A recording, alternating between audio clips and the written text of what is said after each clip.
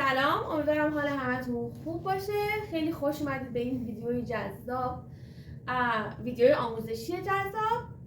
من اومدم اینجا براتون اسلایم درست کنم امروز.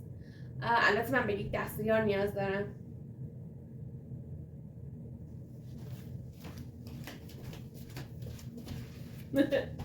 سلام به همگی. امیدوارم که حالتون خوب باشه. شهاب آوردیم توی این برنامه که با همدیگه اسلایم درست کنیم. مواد لازم واسه اسلایم که میخوایم درست بکنیم: چسب مدرسه، بیکینگ سودا، بیکینگ سودا، آب، شیوینگ کریم،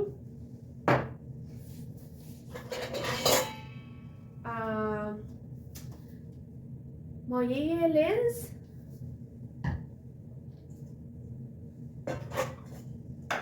رنگ خوراکی، میتونه رنگ جوهری هم باشه، میتونه رنگ اکریلیک هم باشه، هر چیزی که فکر میکنید دم دستتون. یه دونه بول، میجرینگ کاپ، قاشق، یه دستمال و اینم واسه زیر دستی. آماده این؟ شما آماده این؟ بزن بریم. اولین چیزی رو که لازم داریم چسب. 2/3 کاپ چسب لازم داریم. چند پیمانه؟ همین 2/3 کاپ. خب روی این نوشته 2/3 کاپ. آره.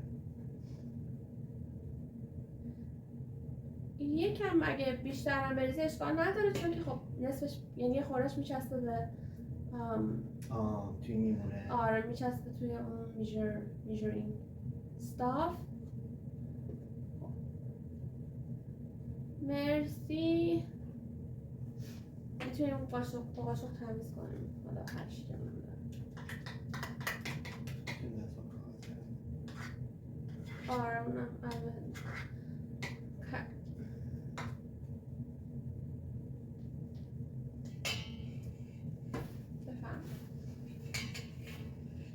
چیز بعدی که نیاز داریم آب هست. 1/4 کاپ آب نیاز داریم.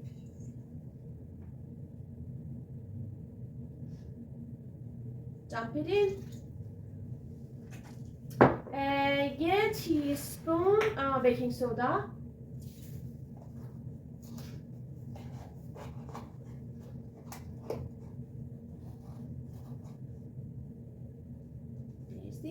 و در نهایت شیوینگ کریم. فقط یادتون باشه قبل از اینکه بخواید شیوینگ کریم رو اد کنین باید حتما خوب شیپ کنین. چقدر شیوینگ کریم لازم داریم؟ بین 2 تا 3 تا کاپ. فقط بگیرش روش که اگر زیادتری بریزش.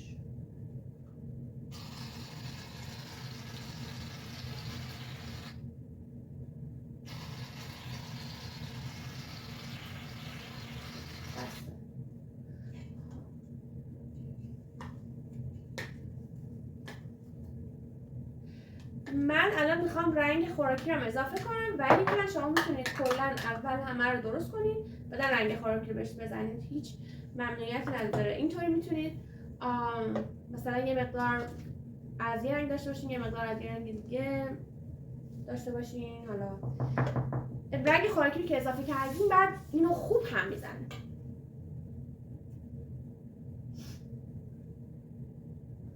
مرسی.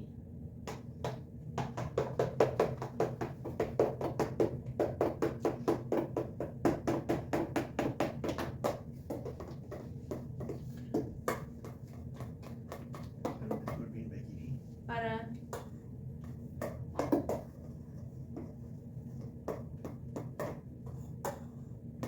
خوب به هم میزنیم که همه مواد با هم دیگه قاطی بشه.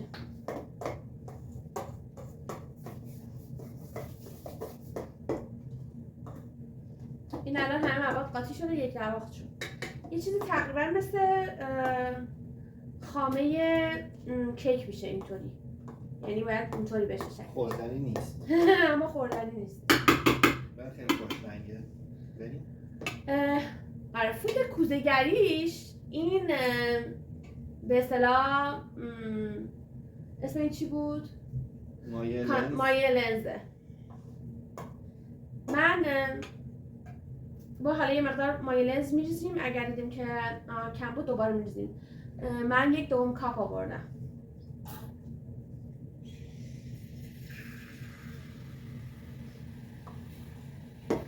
این هم بزنم بالا چون از یه مرحله به بعد دیگه نمیتونیم با بکنم بسته فرنم بکنم برای الان بسته.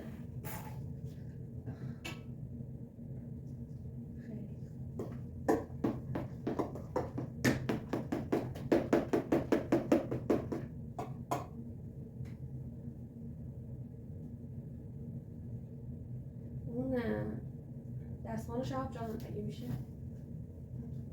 بذارش اون و من اینو بذارم دستت بهش نشست. از یه مرحله بعد دیگه باید از دستت استفاده بکنیم که مطمئن بشیم به دست نمیچسبه چون قراره پد باش بازی بکنیم. زیاد نریز چون ممکنه خیلی اون وقتی که خیلی سفت بشه یواش یواش اضافه کنیم.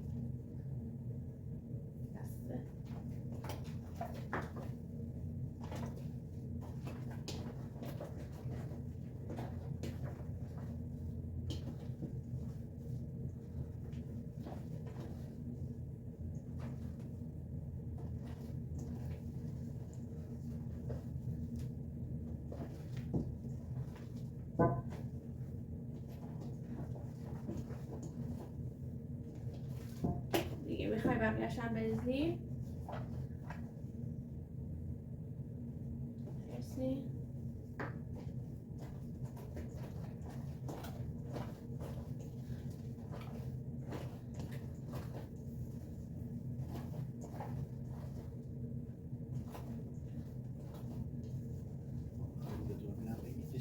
این شکلی شد الان.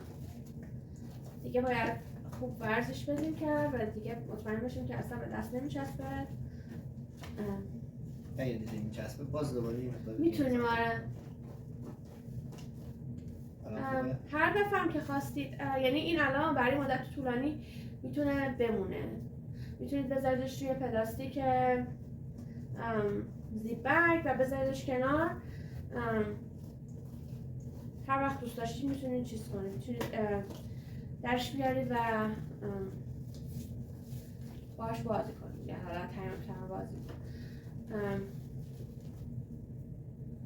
بچه‌ها این رو خیلی دوست دارن. آره بچه‌ها خود بزرگام دوست دارن قطعا. الان میدیم شان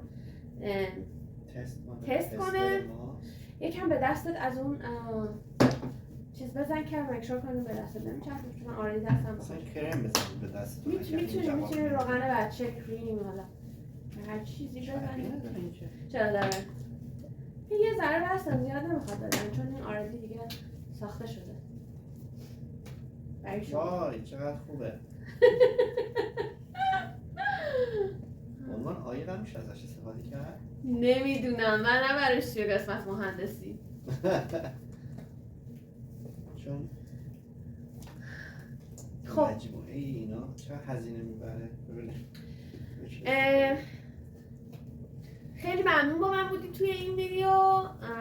دیگه ما این اسلایم رو درست کردیم به همراه شما و امیدوارم که شما هم درست کنید با بچه ها لذت ببرید. یادتون باشه که این پست رو لایک کنید، برای من کامنت بذارید و من قراره که توی این پست بین اون کامنت هایی که گذاشته شده یه قرعه کشی کنم و یه کارت هدیه استارباکس یا اگر توی ایران هستید یه کارت هدیه بانکی بهتون تقدیم کنم.